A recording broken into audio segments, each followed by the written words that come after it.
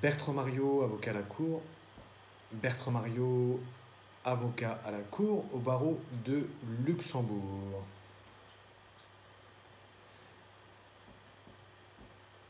Les conditions à la demande d'autorisation ministérielle s'agissant des libéralités excédant 30 000 € au profit d'une association sans but lucratif.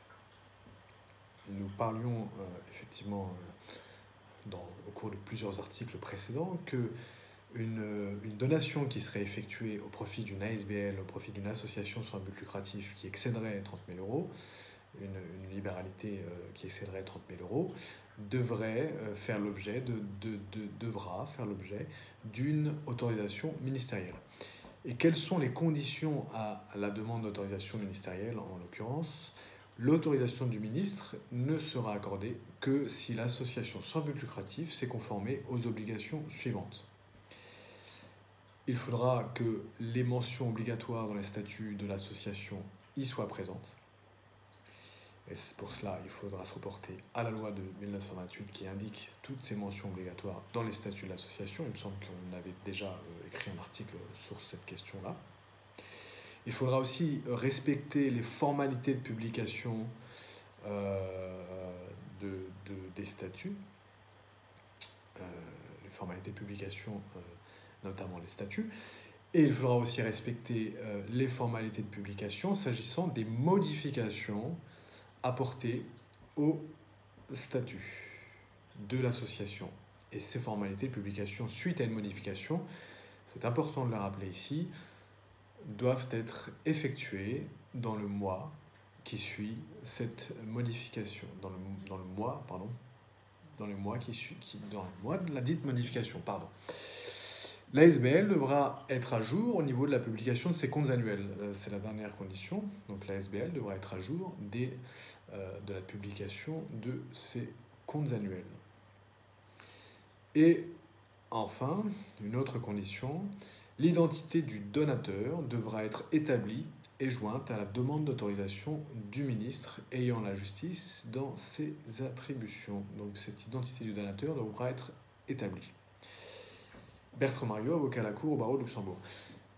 Pour aller plus loin, article 16, paragraphe 6, l'article 16 numéro 6, c'est l'article 16 numéro 7.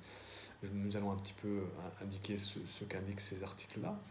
L'article 16 numéro 6, qu'indique cet article, que dispose cet article 16 numéro 6. L'article 16 numéro 6 de la loi du 21 avril 1928 sur les associations et les fondations sans but lucratif, tel que modifié, dispose: l'autorisation ne sera accordée que si l'association s'est conformée aux dispositions des articles 2, 3 et 9. Et donc, les dispositions en question, les articles 2, 3 et 9, on va les expliciter juste après, et si elle a déposé auprès du registre de commerce et des sociétés ses comptes annuels depuis sa création. Voilà, comme nous l'indiquions à l'instant. Article 16, numéro 6, fin. Article 16, maintenant, l'article 16, numéro 7. Que dit cet article 16, paragraphe 7, paragraphe numéro 7. Aucune autorisation ne sera délivrée lorsque l'identité du donateur ne peut être établie. Donc il faudra, évidemment, comme indiqué tout à l'heure dans notre article, indiquer cette identité du donateur, comme vous le savez. Voilà. Comme vous le savez maintenant. L'article, maintenant, pour aller encore plus loin, sur les articles en question qui sont cités dans cet article 16, articles 2, 3 et 9. Donc l'article 2 de la loi du 21 avril 1928, on va rappeler, c'est les mentions obligatoires qui doivent être indiquées dans les statuts. On les rappelle rapidement sans trop les commenter. Il me semble qu'on avait déjà écrit un article sur ce sujet. Article 2 de la loi du 21 avril 1928, quelles sont les mentions statutaires, les mentions obligatoires dans les statuts? Les statuts d'une association sans but lucratif doivent mentionner 1. La dénomination et le siège de l'association. Ce siège doit être fixé dans le Grand-Duché. Deuxièmement, l'objet ou les objets en vue desquels elle est formée. Troisièmement, le nombre minimum des associés. Il ne pourra être inférieur à 3. Quatrièmement, les noms, prénoms, professions, domicile et nationalité des associés. Cinquièmement, les conditions mises à l'entrée et à la sortie des membres.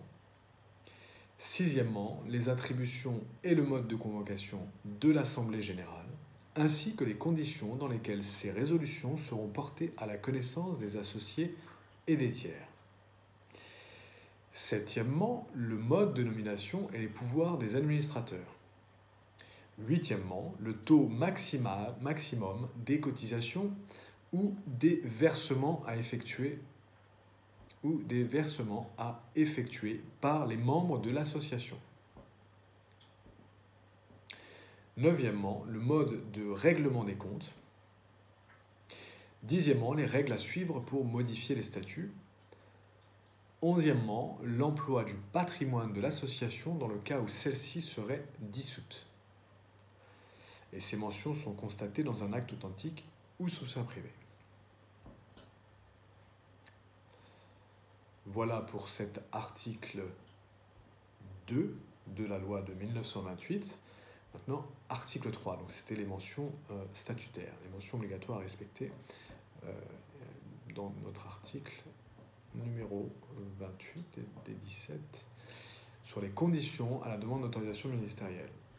Donc notre article 3 de la loi du 21 avril 1928 dispose que la personnalité civile est acquise à l'association à compter du jour où ses statuts sont publiés au recueil électronique des sociétés et associations, conformément aux dispositions du chapitre 5 bis du titre 1er de la loi modifiée du 19 décembre 2002 concernant le registre de commerce et des sociétés, ainsi que la comptabilité et les comptes annuels des entreprises.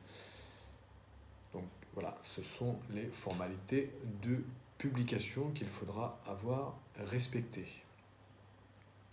Article 3, et là, ça c'était le premier paragraphe de l'article 3. Le deuxième paragraphe de l'article 3, l'association est immatriculée au registre de commerce et des sociétés sans que cette immatriculation emporte présomption de commercialité de l'association. Ok.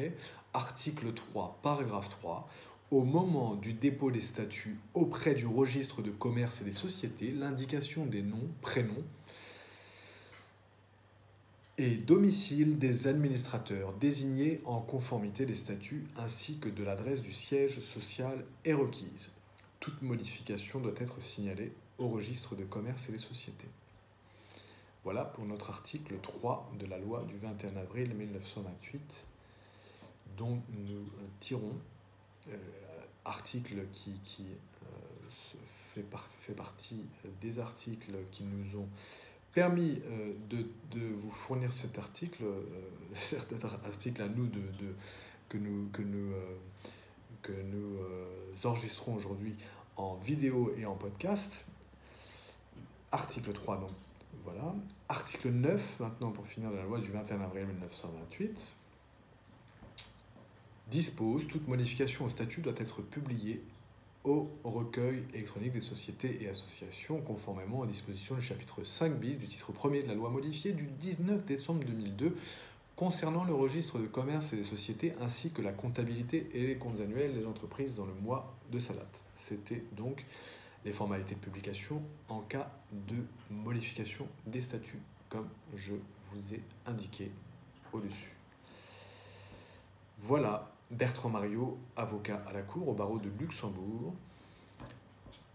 Les conditions à la demande d'autorisation ministérielle s'agissant des libéralités excédant 30 000 € au profit d'une association sans but lucratif. À très bientôt pour un nouvel article.